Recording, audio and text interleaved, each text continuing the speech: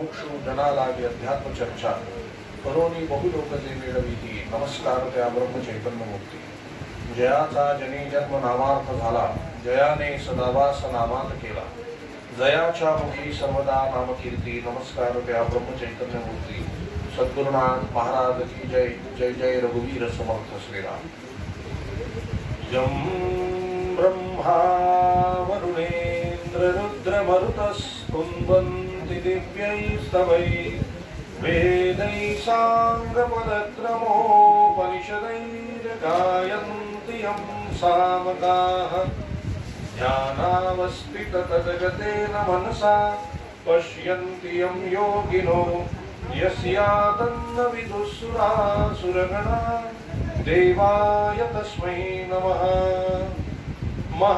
महायोगपीठे तटे भीमरथ्या वरं पुण्डरीकाय दातुं मुनीन्द्रैः समागत्य तिष्ठन्तानन्दकन्दं परब्रह्मलिङ्गं भजे पाण्डुरङ्गम्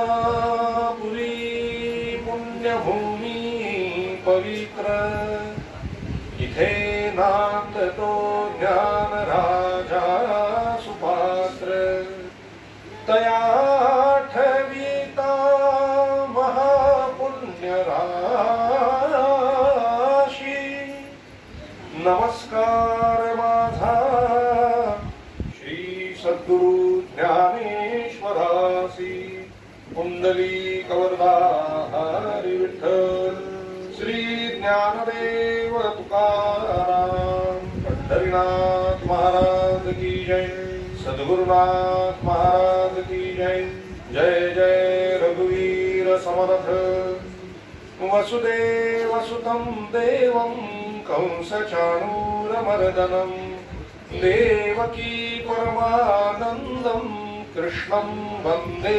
जगद्गुरुं गोपाल कृष्ण महाराज की जय राजाधिराज रामचंद्र महाराज की जय पवन सुत हनुमान की जय उमापति महादेव की जय अम्बे मात की जय दुर्गा मात की जय संतोषी माते की जय सब साधु संतन की जय श्री अनंत कोटि ब्रह्मांड नायक राजाधिराज सच्चिदानंद सद्गुरु श्री ब्रह्म चैतन्य महाराज की जय श्री ब्रह्मानंद महाराज की जय जय जय रघुवीर समर्थ श्री कृष्ण गोविंद हरे मुरारे हे नाथ नारायण वासुदेवं श्री कृष्ण गोविंद हरे मुरारे भजन गाओ सब भजन गाओ नारायण वासुदेवं श्री कृष्ण गोविंद हरे मुरारे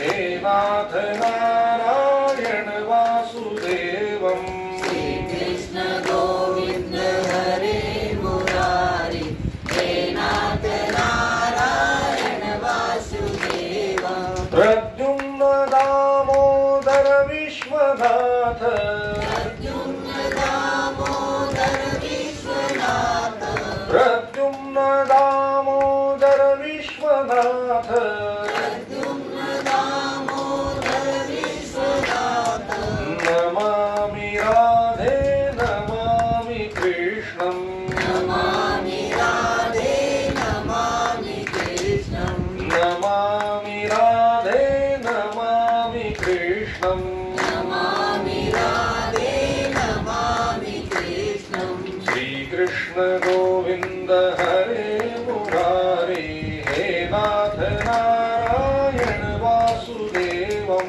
श्री कृष्ण गोविंद हरे मुरारे हे नाथ नारायण वासुदेवं श्री कृष्ण गोविंद हरे मुरारे हे नाथ नारायण वासुदेवं श्री कृष्ण गोविंद हरे मुरारे हे नाथ नारायण वासुदेवं राधे कृष्ण राधे कृष्ण राधे राधे कृष्ण कृष्ण राधे कृष्ण राधे कृष्ण राधे राधे राधे कृष्ण राधे कृष्ण राधे कृष्ण राधे राधे कृष्ण कृष्ण राधे कृष्ण राधे कृष्ण राधे राधे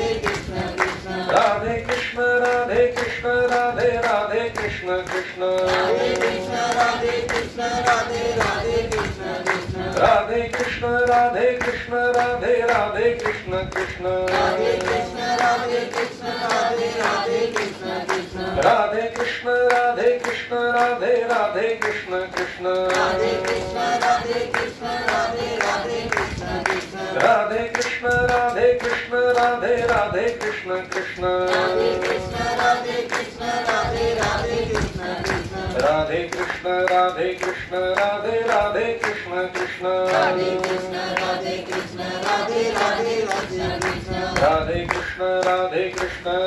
राधे कृष्ण कृष्ण राधे कृष्ण राधे कृष्ण राधे राधे कृष्ण कृष्ण राधे कृष्ण राधे कृष्ण राधे राधे कृष्ण कृष्ण राधे कृष्ण राधे कृष्ण राधे राधे कृष्ण कृष्ण राधे कृष्ण राधे कृष्ण राधे राधे कृष्ण कृष्ण राधे कृष्ण राधे कृष्ण राधे राधे कृष्ण कृष्ण राधे कृष्ण राधे कृष्ण राधे राधे कृष्ण कृष्ण राधे कृष्ण राधे कृष्ण राधे राधे कृष्ण कृष्ण राधे कृष्ण राधे कृष्ण राधे राधे कृष्ण कृष्ण राधे कृष्ण राधे कृष्ण राधे राधे कृष्ण कृष्ण राधे कृष्ण राधे कृष्ण राधे राधे कृष्ण कृष्ण राधे कृष्ण राधे कृष्ण राधे राधे कृष्ण कृष्ण राधे कृष्ण राधे कृष्ण राधे राधे कृष्ण कृष्ण राधे कृष्ण राधे राधे कृष्ण कृष्ण राधे कृष्ण राधे कृष्ण राधे राधे कृष्ण कृष्ण राधे कृष्ण राधे कृष्ण राधे राधे कृष्ण कृष्ण राधे कृष्ण राधे कृष्ण राधे राधे कृष्ण कृष्ण राधे कृष्ण राधे राधे कृष्ण गोपाल कृष्ण महाराज की जय सद्गुरुनाथ महाराज की जय जय जय रघुवीर समर्थ राधे राधे राधे राधे राधे राधे राधे राधे राधे प्रभु हरे कृष्ण जय सिया राम।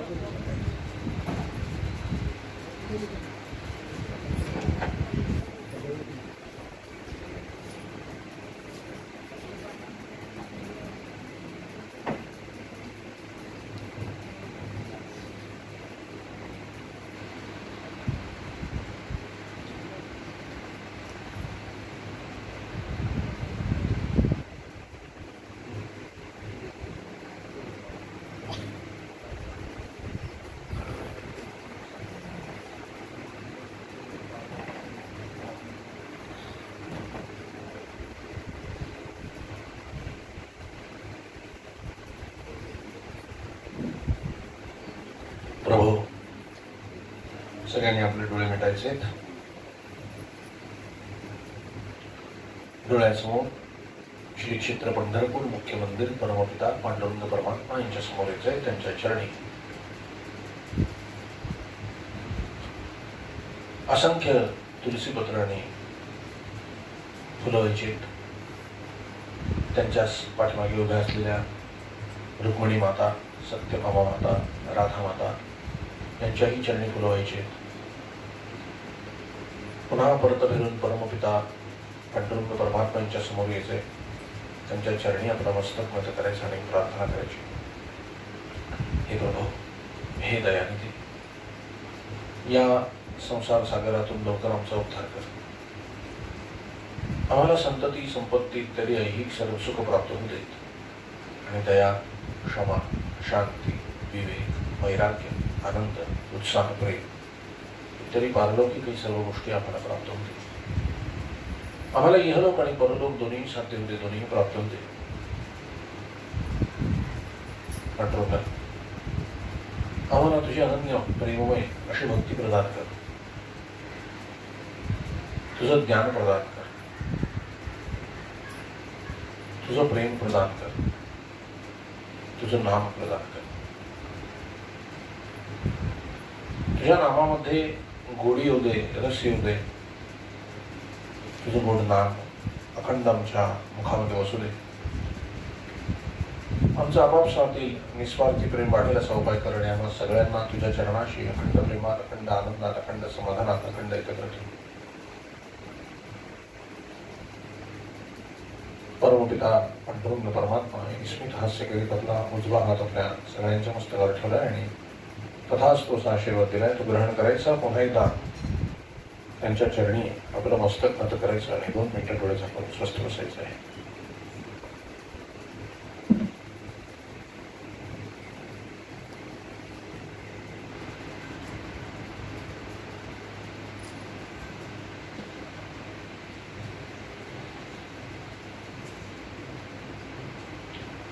जानकी जीवन स्मरण जय जय राम। श्री सद्गुरुनाथ महाराज की जय। जय जय रघुवीर समर्थ श्री राम। महाविष्णु संत भगवान श्री ब्रह्म चैतन्य महाराज, श्री ब्रह्मानंद महाराज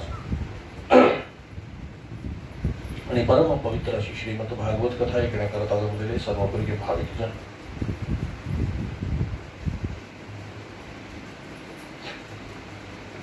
कल हमने तीसरा स्कंद देखा। तीसरे स्कंद में कपिल महामुनि की कथा आई, जय विजय उनकी कथा आई, हिरण्याक्ष की कथा आई। फिर चौथे स्कंद में शिव कथा आई, उसमें अंगराज उनके पुत्र वेन उनकी कथा आई। वेनराज से उनके शरीर का मंथन करने से राजा पृथु प्रकट हुए, उनकी कथा उसमें आई। आज हम पांचवा स्कंद देखने वाले हैं। पांचवें स्कंद में मुझे थोड़ा जल्दी लेना होगा क्योंकि आज कृष्ण जन्म तक हमें पहुंचना है। पांचवें स्कंद में जो स्वयंभू मनु के दो पुत्र थे, उत्तानपाद और प्रियव्रत, उनमें से उत्तानपाद के वंशज की कथा हमने देखी है, बालक ध्रुव और ये सब। अब हमें देखना है राजा प्रियव्रत की कथा है। प्रियव्रत एक बहुत ही अच्छे और शूरवीर राजा थे। अपनी प्रजा को पुत्र जैसे प्यार करते थे और संसार करने से भी ज्यादा उनको अध्यात्म में रुचि ज्यादा थी। किंतु पितामह ब्रह्मदेव के कहने से उन्होंने संसार में कदम रखा, विवाह किया और पुत्र प्रकट किए। और जो ब्रह्मदेव की इच्छा थी सृष्टि निर्मिति, उसमें हाथ बढ़ाया। प्रियव्रत के भी एक पुत्र हुए जो स्वयं भगवान के अवतार थे। उनका नाम है ऋषभदेव। ये 8वें अवतार माने जाते हैं ऋषभदेव। ऋषभदेव जी ने परमहंसों का जो मार्ग होता है उसे प्रकाशित किया। ये परमहंस मार्ग क्या है? ये मार्ग सिर्फ सुन लो, ये हमारे काम का नहीं है, सिर्फ सुनो। परमहंस मार्ग ये भी एक साधना है प्रभु को प्राप्त करने की। और वो क्या है? सिर्फ हर चीजों के लिए सिर्फ प्रभु पर ही निर्भर रहो, अन्य किसी पर नहीं। ना ही खाने के लिए कुछ मांगो, ना ही पीने के लिए कुछ मांगो। किसी भी चीज को आपको नहीं मांगना चाहिए, केवल प्रभु के भरोसे रहना चाहिए, केवल प्रभु के भरोसे पर ही निर्भर होना चाहिए।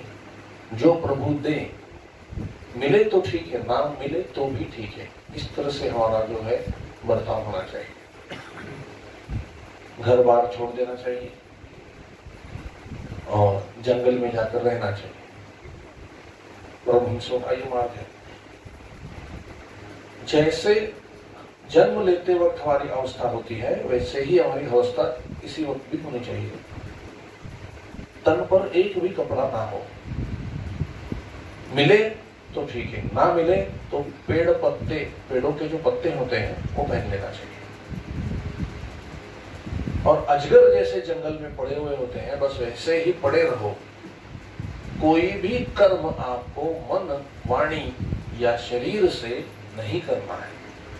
सभी कर्मों से आपको मुक्त रहना है और सिर्फ पड़े रहना है। हिलना भी नहीं है जगह से, सिर्फ पड़े रहना है, जैसे अजगर पड़ा हुआ होता है। वहां जंगल में अगर कोई प्राणी आता है तो अपने सांसों के ताकत से अजगर उस प्राणी को अपने अंदर खींच लेता है और खा जाता है। ऐसे ही देखो, अजगर कहीं पर शिकार ढूंढने नहीं जाता, वो पड़ा रहता है। कोई आए तो ठीक, नहीं आए तो वो कभी नहीं जाता बाहर निकलता नहीं है अजगर शिकार के लिए। आए सामने तो ठीक है। अजगर की तरह रहो का मतलब क्या है कि प्रभु पर निर्भर रहो, बस पड़े रहो। कोई लाकर दे खाना खाने के लिए तो खाओ, ना दे तो ऐसे रहो। प्रभु पर निर्भर, किसी भी चीज के लिए प्रभु पर निर्भर अगर आप इस तरह से रहोगे तो आपको प्रभु की प्राप्ति हो जाएगी। क्योंकि आप शरीर से कर्म नहीं करोगे, फिर मन से कर्म नहीं करोगे, फिर वाणी से कर्म नहीं करोगे, फिर विचारों से भी कर्म नहीं करोगे, और आपका एक भी प्रारब्ध शेष नहीं बचेगा। आपके सारे प्रारब्ध खत्म हो जाएंगे और आप प्रभु में मिल जाओगे। ये बहुत कठिन तप है, जितना समझते हैं उतना आसान नहीं है। कोई अगर हमें इस अवस्था में देखे और पत्थर मारे तो भी चुपचाप सह लेना चाहिए, प्रतिकार नहीं करना, क्योंकि कोई मुझे पत्थर मारे ये भी प्रभु की इच्छा हो सकती है, तो ऐसे ही पड़े रहो। इतना आसान नहीं है। इसका मतलब इसमें से थोड़ा सा सार हम हमारे प्रपंच में ले सकते हैं, हमारे संसार में ले सकते हैं। कैसे ले सकते हैं? कोई मुझे गाली दे, कोई मुझे कुछ कहे, तो भी मैं चुपचाप सह लूंगा, प्रतिक्रिया नहीं दूंगा, क्योंकि ये प्रभु की इच्छा है। राम करता, मैं करता नहीं हूँ, भगवान करता है, कृष्ण करता है, मैं करता नहीं हूँ। इसी भाव से हमें प्रपंच में रहना है। अगर इस भाव से हम प्रपंच में रहते हैं तो ये प्रभु का प्रपंच हो जाता है, ये हमारा नहीं होता, और हमारा प्रपंच ही परमार्थ बन जाता है। कोई कुछ और करने की जरूरत नहीं होती है। ये परमहंसों का मार्ग पड़े रहते हैं, और ऐसे जो परमहंस होते हैं वो भगवान ही होते हैं, वो भगवान बन जाते हैं। ऋषभ देव भगवान ही थे, भगवान के अंश थे, भगवान के अवतार थे, और उन्होंने इस परमहंस मार्ग को प्रकट किया। और केवल परमहंस मार्ग को प्रकट नहीं किया, उन्होंने जैन धर्म की स्थापना की। जैन धर्म पता है ना आपको? पूरी तरह से अहिंसा। एक ग्रंथ मैंने बचपन में पढ़ा था भविष्य के बारे में, ऐसे उड़ते उड़ते मैंने जस्ट पढ़ लिया था उसे। तो वहां पर लिखा था 2020 में प्रलय आएगा, प्रलय आएगी, ऐसा कहते था उसमें लिखा हुआ था। जोर जोर से हवाएं बहेंगी, ये भी लिखा हुआ था। घर में सब लोग दुबक कर बैठेंगे, ये भी लिखा हुआ था। और सबसे नीचे लिखा था सब लोग जैन धर्म जैसे लगने लगेंगे, जैन धर्म फैल जाएगा सब जगह। अच्छी बात है, लेकिन वो जो भाषाएं होती हैं वो सांकेतिक होती हैं। जैन धर्म का मतलब क्या है? है ना? और अहिंसा, अब सब अहिंसा ही कर रहे हैं, कोई बाहर का खाना नहीं खाता, ठीक है ना? मांसाहार नहीं खाता कोई, और चुपचाप सब शाकाहार करते हैं। क्यों? ये महामारी की वजह से। तो मतलब कहना तो वही चाहते थे। और उस किताब में क्या लिखा था? कलयुग के लोग बड़े बड़े अजगरों में से सफर करेंगे। बड़े बड़े अजगरों में से सफर करेंगे, और हम करते हैं, हमको पता नहीं है। मेरे दिमाग में ये बात कैसे आई? मैंने एक दिन टीवी पर देखा तो ट्रेन को ऊपर से दिखा रहे थे, हेलीकॉप्टर से, और ट्रेन जो है घूम घूम के ऐसे ऐसे जा रही थी मानो कोई अजगर घूम रहा है। तो हम अजगरों में से ही तो यात्रा करते हैं। ये सांकेतिक भाषा है। उनको ये नहीं पता था, जब ग्रंथ लिखा गया तब उनको ये नहीं पता था कि इसे रेलवे कहते हैं या उसे ट्रेन कहते हैं। वो सिर्फ इतना जानते थे कि कोई प्राणी है जिसमें से ये आदमी यात्रा कर रहे हैं, तो उन्होंने लिख दिया अजगर जैसे प्राणी के द्वारा कलयुग के लोग यात्रा करेंगे। तो हम कर रहे हैं। कलयुग के आदमी हवा में उड़ेंगे। क्या हम हवा में उड़ रहे हैं? उड़ रहे हैं, एरोप्लेन से जाते हैं ना। सांकेतिक भाषा है। पंख लग जाएंगे, कलयुग के आदमियों को पंख लग जाएंगे और वो उड़ने लगेंगे। इनका कहने का मतलब है एरोप्लेन से जाएंगे। कोई सोच भी नहीं सकता था। ये सांकेतिक भाषाएं होती हैं। ये जो सत्पुरुष होते हैं उनको दिखता है आगे क्या होने वाला है, और वो उसी भाषा में लिख करके रख देते हैं। परमहंस का मार्ग, जैन धर्म की उन्होंने स्थापना की, और पूरी तरह से अहिंसा, पूरी तरह से। इन लोगों को आप देखो, पूज्य लोग होते हैं, पैरों के नीचे किसी चींटी तक को मसलने नहीं देते, पूरी तरह से अहिंसा। इतना ज्यादा हम सोच भी नहीं सकते, किंतु उनमें है। जैन धर्म के लोग शाम के वक्त खाना नहीं खाते। उसकी सबसे बड़ी वजह क्या है? दिन में उजाले में सूर्य किरणों में कोई भी जंतु अन्न में नहीं होता, तो उसे आप खा सकते हैं। लेकिन जैसे ही सूर्य अस्त हो जाता है, अंधेरा हो जाता है। अंधेरे समय में छोटे छोटे कृमि कीटक निकलते हैं बाहर और वो अन्न में गिरने के संभव होते हैं, और अगर उस अन्न को हम खाएं तो हमसे हिंसा बनेगी। इसलिए जैन धर्म के लोग सूर्य अस्त से पहले ही खाना खा लेते हैं। बात समझ में आ रही है? इतनी अहिंसा फैली हुई है, ये एकदम सही है। सूर्य अस्त से पहले ही खाना खा लेना चाहिए, ये हमारे संस्कृति में बने हुए नियम है कुछ। जैसे सूरज उगता है सबसे ज्यादा खाना खाओ, जैसे जैसे सूरज ढलते जाएगा दोपहर में कम खाना, शाम को और कम खाना, रात को खाना ही नहीं।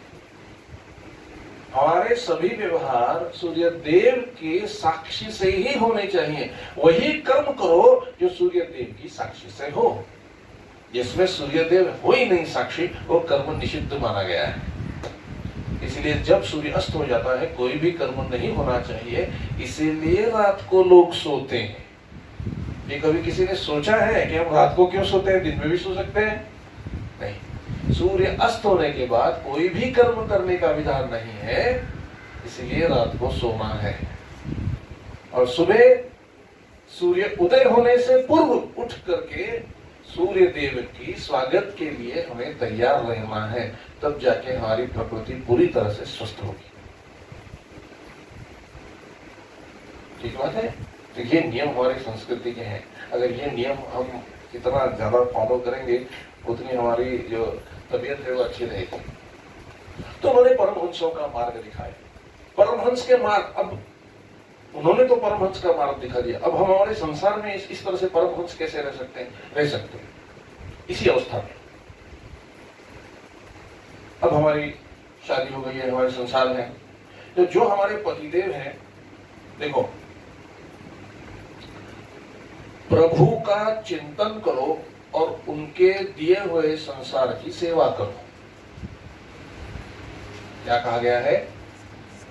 प्रभु का चिंतन करो और उनके दिए हुए संसार की सेवा करो, तब आप सुखी होगे।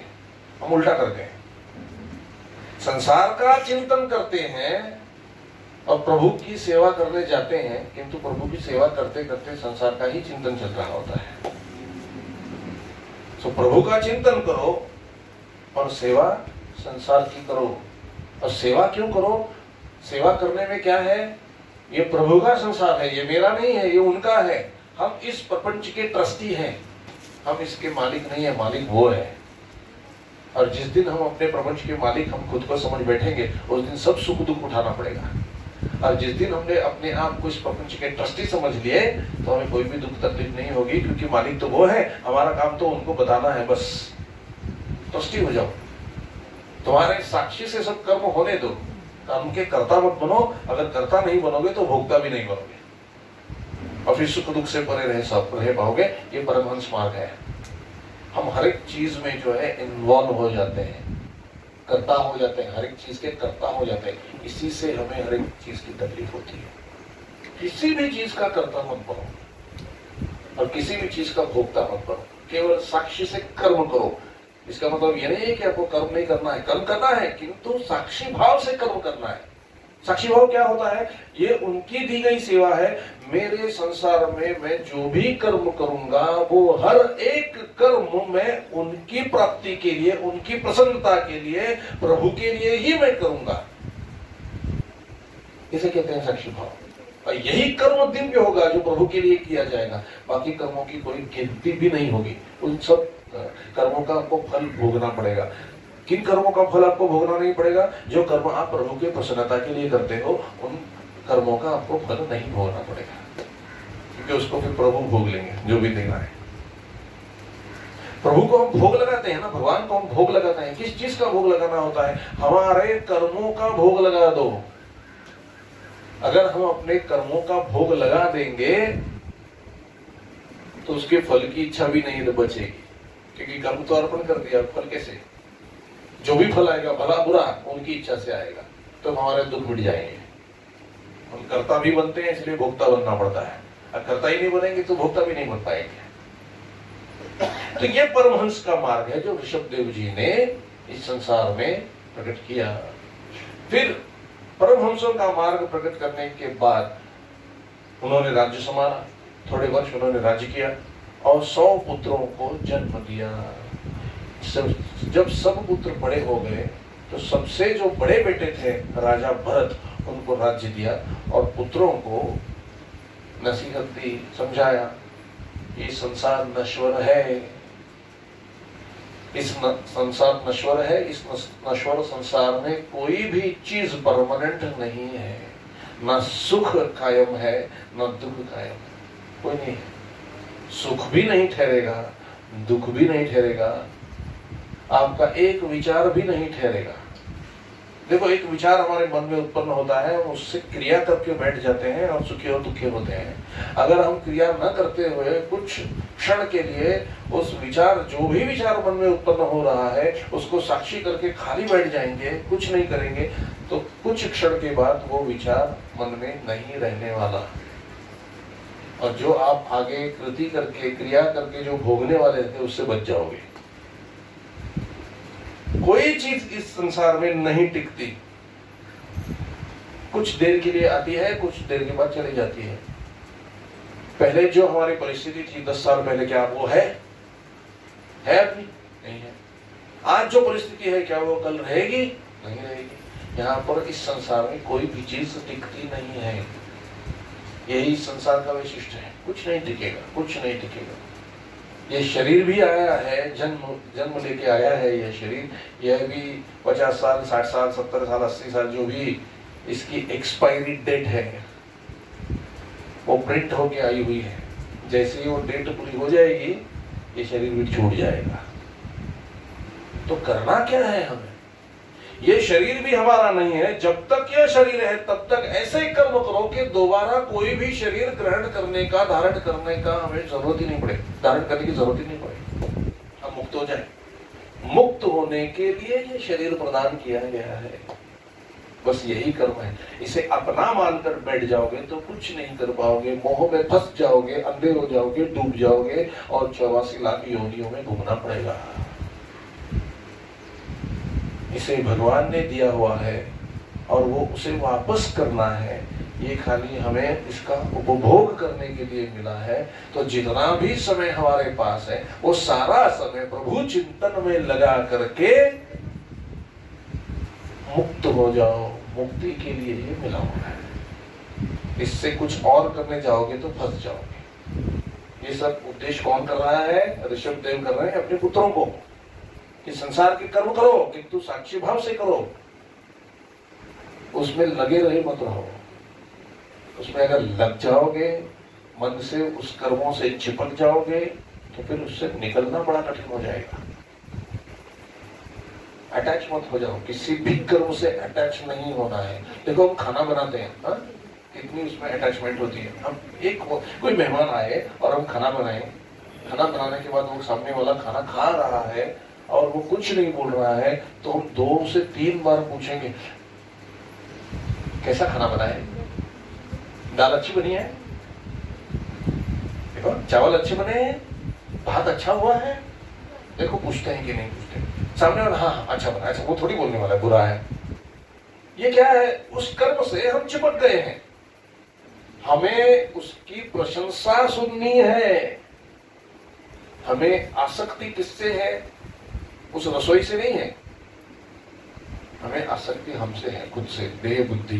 प्रशंसा सुननी है कि बहुत अच्छा बनाया, और उस आसक्ति से हम इतने चिपके हुए हैं कि अगर कोई सामने वाला उस रसोई की तारीफ नहीं करता तो आप निराश हो जाओगे, दुखी हो जाओगे। तो आपके सुख का कारण आप हो, आपके दुखों का कारण आप हो। कई लोग मंदिर बनवाते हैं और मंदिर बनवाने में क्या कहते हैं कि जो कोई इतनी रकम देगा मंदिर बनवाने के लिए, उनका नाम हम यहाँ पर डाल देंगे। मंदिर बनवाने के लिए कोई पैसा नहीं देता, अपना नाम लिखवाने के लिए पैसे देते हैं। अटैचमेंट है कि नहीं? मैंने तो कई लोग ऐसे देखे हैं कि पैसे देने के बाद, नाम डाल देने के बाद महीने में 1 चक्कर लगाते हैं और नाम देख करके आते हैं। वाह वाह वाह। और अपने जो भी रिलेशन में है उन सबको बताते हैं, देखो हमारा नाम लिखा हुआ है वहां। कितनी अटैचमेंट है। तो अपने नाम से, खुद के नाम से, खुद के शरीर से अगर इतनी अटैचमेंट होगी तो छोड़ने के समय कितनी तकलीफ होगी? क्या छोड़ पाओगे उसे? कौन अपनी मर्जी से छोड़ता है, सिर्फ संत अपनी मर्जी से शरीर छोड़ते हैं। जो नाम जप करते हैं वो अपनी मर्जी से शरीर छोड़ते हैं, उनमें आसक्त नहीं होते, किसी में आसक्त नहीं होते। कितना नाम जप करना चाहिए, ये भी तो सवाल है। नाम जप कितना करें? सुबह उठने से रात को सोने तक, नींद आने तक मुख से नाम का उच्चारण होना चाहिए। एक क्षण भी जिह्वा उसे विराम नहीं देना चाहिए। जिह्वा खाने के लिए नहीं है, रुचि लेने के लिए नहीं है। नाम का, भगवान के पवित्र नाम का उच्चारण करने के लिए जिह्वा दी गई है। आप कहोगे महाराज ये कैसे हो सकता है?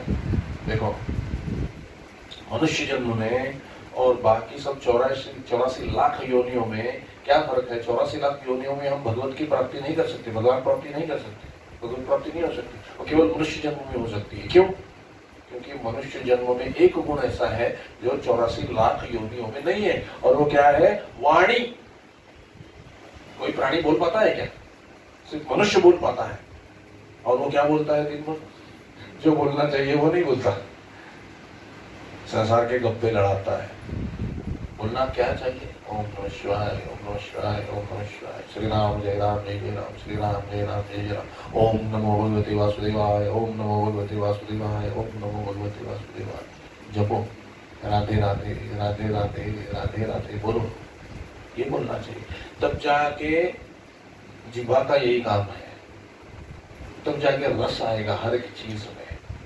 ये शरीर भगवान की प्राप्ति के लिए ही मिला हुआ है। एक बार ये शरीर हाथ से निकल गया फिर बड़ी मुश्किल हो जाएगी, फिर से 84 लाख योनियों में घूमना पड़ेगा, और तब जाके उसे उसके बाद एक मानव जन्म मिलेगा। अभी कितने दिन बाकी है सबके पता नहीं, मेरे भी नहीं पता। तो आज का ही मेरा आखिरी दिन है, ये समझकर नाम जप में लग जाओ। क्योंकि शरीर छूटते समय भी अगर भूल से भी नाम आ गया तो दो चीजें होंगी। एक तो आप मुक्त हो जाओगे, और उतना पुण्य नहीं होगा तो उतना पुण्य कमाने के लिए 84 लाख योनियां बीच में नहीं आएंगी, आपको फिर से मानव जन्म मिलेगा तपस्या करने के लिए। इतना भी कोई कम नहीं है ना? इतना भी कोई कम नहीं है। तो इसीलिए आज से ही जिह्वा को छोड़ना ही नहीं है। क्या करती है जिह्वा को? अगर आप छोड़ देंगे तो क्या करेगी? एक तो खाना खाएगी या तो बकवास करेगी, ये दो ही चीजें हैं। क्या करेगी वो, है ना? तो उसको कंट्रोल में करने का एक ही मकसद, एक ही उसका उपाय है। क्या है उपाय? उस